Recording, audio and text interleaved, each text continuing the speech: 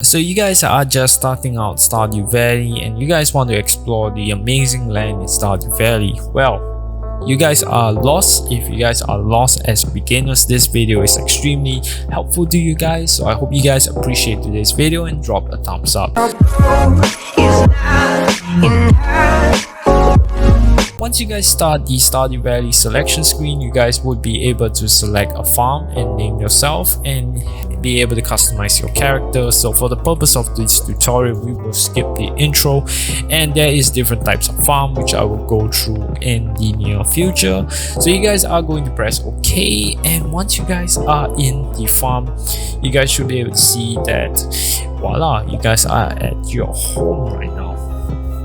So what you guys can do at your home, well, you guys can basically use your scythe and basically scythe down the crops, as you guys can see, and you guys can use the pickaxe to mine the stones around your farm. And a good rule of thumb is to remove the amount of debris and trunks, or what you call it, the branches from your farm, because they do accumulate over time, and the grass do also accumulate over time. You guys can use the axe to break down the branches and use the scythe to scythe down the grass. Well, this is a very good tip if you guys are starting out in Stardew Valley.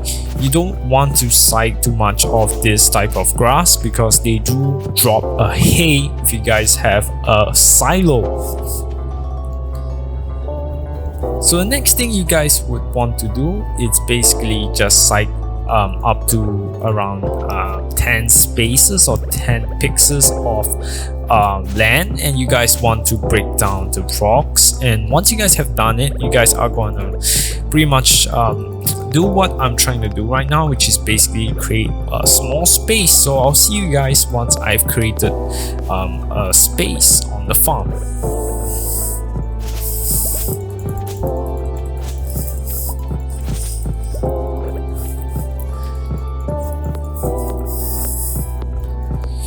Also, there is a very quick tip that I would like to go through. It's basically, if you look at your bottom right hand corner, you guys can see an energy level that shows you the amount of energy you guys have for the whole day. You guys do not want to drop below the energy level, because that would mean that you get exhausted, and once you guys are beyond exhaustion, you guys would basically pass out, which is not very good, because the next day you will wake up at an unconscious state.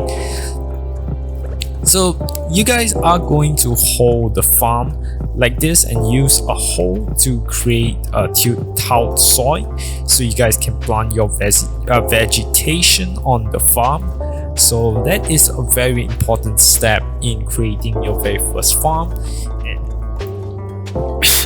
you guys are going to also open this present box, which I've completely forgotten to open the present box, and you guys are gonna head out and plant your parsnip seeds. Once you guys have planted your parsnip seeds, you guys are basically going to use the watering can and basically just hold down on your mouse, and the character will basically water down the water using the watering can, and basically just water your crops. If you guys do not water your crops more than, I think, 4 days, the crops will basically become withered because you guys have not watered them. And if you guys do get the occasional mixed seeds, you guys can basically plant them down because they will grow to a random crop. So throughout the first day, I will try my best and visit the town as described right here, which is the introductions, where you will read different people in this city. And yeah, and honestly, it's not really a requirement, but you guys can pretty much do that. The second thing I am going to do is basically head over to PS, because he does sell some seeds, and I'm unfortunately blocked by Gus, which is the local bartender. And basically I am going to enter to PS and talk to him and basically buy a bunch of I think potato seeds, because it is the most profitable crop in the market. Once you guys have brought the potato seeds, you guys can head back home and pretty much start planting them. Another quick tip, you guys can pretty much stay up till 2 AM before you guys will pass out from exhaustion, so do bear that in mind. There are certain events that happen throughout the year, with the first event being the Easter hunt, if I'm not wrong, which is the egg hunt, sorry, where you guys would be able to hunt the eggs, and I guess it's a pretty cool event you guys can get. And the last event being the winter event.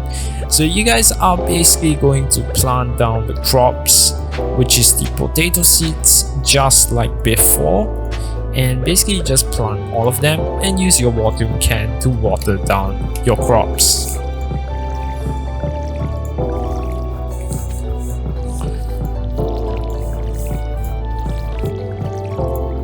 Once you guys have done watering your crops, you may continue to chop down more trees to improve your foraging skills, which I'm gonna do right here.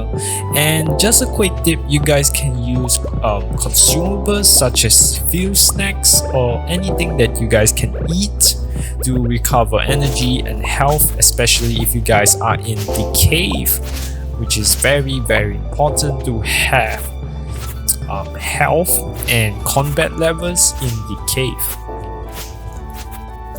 So as you guys can see, I am basically going to sight down all the grass in my farm, and be careful to leave this grass alone, because you guys can get hay in the future, so do bear that in mind. So the next thing I am going to do is basically chop down more trees until I reach my exhaustion level. So as you guys can see, once you guys are close to the exhaustion level, you should see that message saying that you are beginning to feel exhausted, and if you guys push yourself to the limit, you guys would be passing out, so you do not want that. So once your energy is low and you do not have any consumable to eat, you guys can basically go to bed and end the day. And every time you guys end the day, the game will save and your progress will start the next day. Your crops do have to be watered again, so do bear that in mind. As you guys would see in the second, I would pretty much run out of water, and many people will be asking me how do I refill my water. Well, if you guys go to any water source, you guys can refill using the water, such as this pond right here, where you guys can just click on the water and refill your watering can. So as you guys can see, I am going to water my crops down and hopefully not encounter any issues with energy. So I'm going to chop down more trees throughout the day and use the scythe just to cut down more of this grass, and pretty much end my day after chopping down the trees.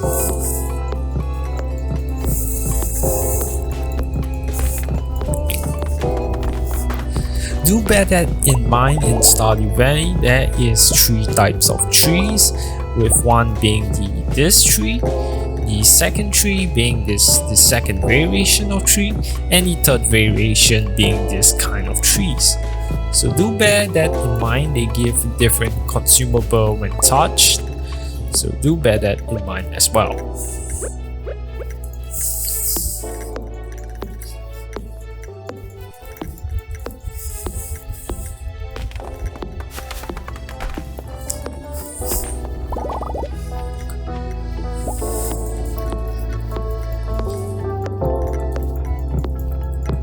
as you guys can see, my energy level is dropping as I'm cutting down trees. And if you guys do not know that, if you guys cut down trees, you guys would be increasing your foraging level, which is a skill set you guys can find by clicking the skill set,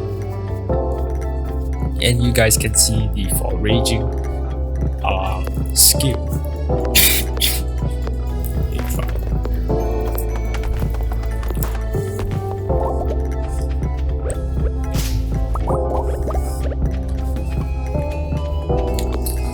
So I'm going to chop down this tree, and that should be the last of the trees that needs to be chopped.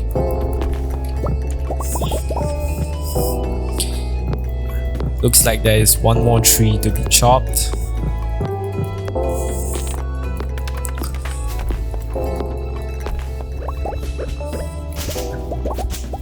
Do note that in this game you guys can upgrade your weapons by going to Clint, which will be shown in the next episode. So I'm going to sleep, and that's it for today's video. I'll see you in the next video or the next tutorial. Peace out. Got the mojo deals, we been tripping like the 80s. Pulling out the coupe at the lot.